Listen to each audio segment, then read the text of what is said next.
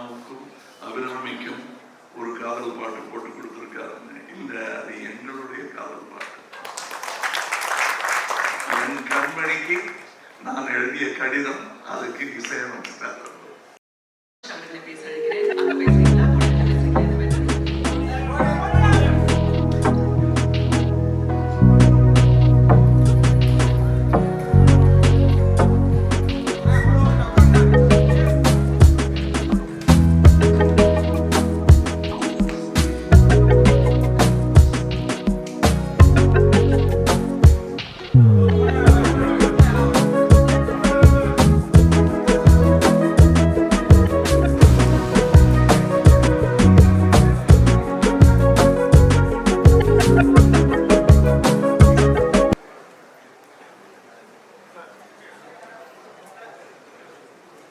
இசைஞானி இளையராஜா சார் அவர்களுக்கும், உலகநாயகன் கமல் சார் அவர்களுக்கும், என் நண்பர் வெற்றிமாறன் அவர்களுக்கும்,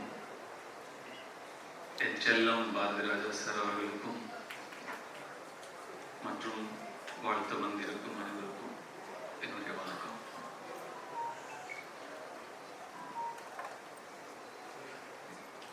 எண்ணம் போல் வாழ்க்கை அப்படின்னு நான் ரொம்பவும் நம்பதும் அடிக்கடி சொல்றதும் உண்டு. What you think you become. Manifesting. நம்மள பல பேர் இரவு தூக்கம் இல்லைன்னா இளையராஜா சாரோட பாட்டை அப்படியே கேட்டுட்டு எதமா நீ மறந்து தூங்குவோம்.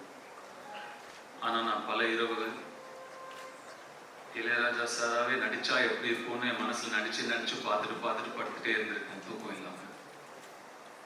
மேனிஃபெஸ்டிங்.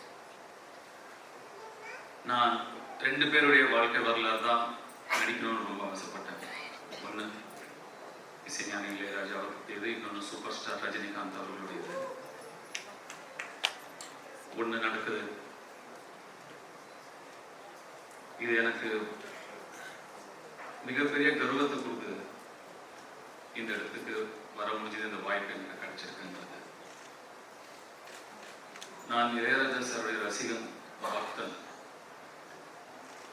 அவருடைய இசைதான் எனக்கு துணை, மை கம்பேனியன். இது எல்லாருக்குமே பொருந்தும். அதை தாண்டி அவருடைய இசை எனக்கு ஒரு நடிப்பு ஆசானம் கூட. எனக்கு நடிப்புனா என்னன்னு தெரியாத காலத்துல இருந்து இப்போ வரைக்கும் ஒரு காட்சியை படமாக்கிறதுக்கு முன்னாடி அந்த காட்சிக்கு தகுந்த மூட்ல இருக்கிற ஒரு இளையராஜா சாருடைய பாடலையோ பிஜிஎம்மையோ கேட்பேன். அந்த இசை அந்த காட்சியை எப்படி நடிக்கணும்னு எனக்கு சொல்லும். அதை அப்படியே உள்வாங்கி அந்த காட்சியில நான் நடிப்பேன். வெற்றிமாறன் ஒரு சில தடவை இதை பார்த்துருக்காரு நான் பண்றத. இப்போவும் இது ஒரு பெரிய சேலஞ்ச். இந்த கதாபாத்திரத்தை நடிக்கிறது பெரிய சேலஞ்ச், பெரிய ரெஸ்பான்சிபிலிட்டி அப்படின்னு சொல்றாங்க. எனக்கு அப்படி தெரியல. ஏன்னா இப்போவும் அதே இசை எனக்கு சொல்லும் அதை எப்படி நடிக்கணும் அவராகவே அப்படின்னு. ஸோ மேலே வரும்போது சார் நீங்கள் முன்னாடி போங்க, நான் அப்படியே உங்களை பின்னாடி ஃபாலோ பண்ணி வரேன். நான் இன்னும் வந்து கைடா அப்படின்னு சார் கேட்டாரு. கைடு தான் சார், கைட் பண்ணிகிட்டே தான் வந்துட்டு இருக்கீங்க இவ்வளோ வருஷமா. நான் ஃபாலோ பண்ணி வந்துட்டே தான் இருக்கேன். ஏற்கனவே சொன்ன மாதிரி சார் தான் நான் திரும்பியும் சொல்கிறேன். நான் ஒரு பாடல் விடுதலைக்காக ரெக்கார்ட் பண்ண வரும்பொழுது சார் என்னை கேட்டாங்க, போய் பாடு அப்படின்னா. போகும்போது அவர் அங்கேயே இருந்தார். சார் நீங்கள் இங்கே தான் இருப்பீங்களா அப்படின்னு கேட்டேன்.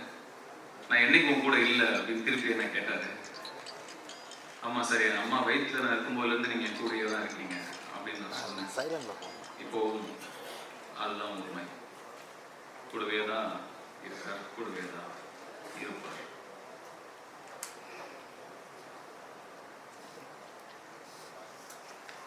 நிறைய விஷயங்கள் பேசணும்னு நினைக்கிறோம். ஆனால் நம்ம முன்னாடி நிறைய பேர் பேசுறதுனால நிறைய பாயிண்ட்ஸ் நம்ம யோசிச்சுட்டு வந்துட்டு போயிடுது. வெற்றி கொடுக்குற விஷயங்களை அப்படியே போகிற போக்கில் அடிச்சிட்டாரு.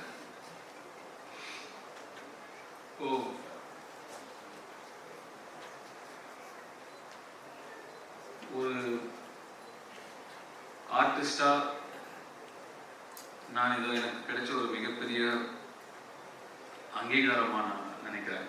அந்த அழைப்பு இளையராஜா சார் கிட்ட இருந்தே எனக்கு வந்தது. இன்னும் சந்தோஷத்தையும் நிகழ்ச்சியையும் எனக்கு கொடுக்குது. இசையாகவே நிறைய ப்ரெஷர் போடுறாங்கன்னு நினைக்கிறேன். எந்த ப்ரெஷராக எடுத்துக்காதீங்க. இதை என்ஜாய் பண்ணி பண்ணுற ஒரு விஷயமா தான் நான் பார்க்குறேன். இந்த ஒரு வரலாற்று சிறப்புமிக்க ஒரு படைப்பில் நம்ம இருக்கோங்கிறத என்ஜாய் பண்ணோமே தவிர நம்ம அதை ப்ரெஷர் எடுத்துக்கூடாது, சேலஞ்சாகவும் நினச்சக்கூடாதுன்னு நான் நினைக்கிறேன். இந்த இடத்துல நான் இவ்வளவு மட்டுமே பேச நான் நினைக்கிறேன். இசையை பற்றியும் இசை ஞானியை பற்றியும் பேசும் ஒரு மேடை வரும். அப்போ நான் விரிவாக இன்னும் நிறைய விஷயங்களை பகிர்ந்துக்கிறத I'm so blessed. Thank you so much all of you for coming and blessing us. இப்போதைக்கு ஏனோ தெரியல, ஒரு ஓரமாக நின்று குயில் பாட்டு அப்படிங்கிற பாட்டை வந்து ரெக்கார்ட் பண்ணும்போது எங்கள் அப்பா இப்படியே நின்று பார்த்துட்டு இருந்தா. அவருடைய முகம் தான் எனக்கு ஃபுல்லாக தெரிஞ்சுக்கிட்டே இருக்கு. இங்கேருந்து போகும்போது அவருக்கு ஃபோன் பண்ணி நான் கண்டிப்பாக இதை நான் பகிர்ந்துக்கணும்னு ஆசைப்படுறேன். இன்னும் நிறையா இருக்குது. அப்புறம் லேட்டர் பேசுறது கண்டென்ட் இருக்காமல் போயிடுங்கிறதுனால இப்போ இதோட ஸ்டாப் பண்ணி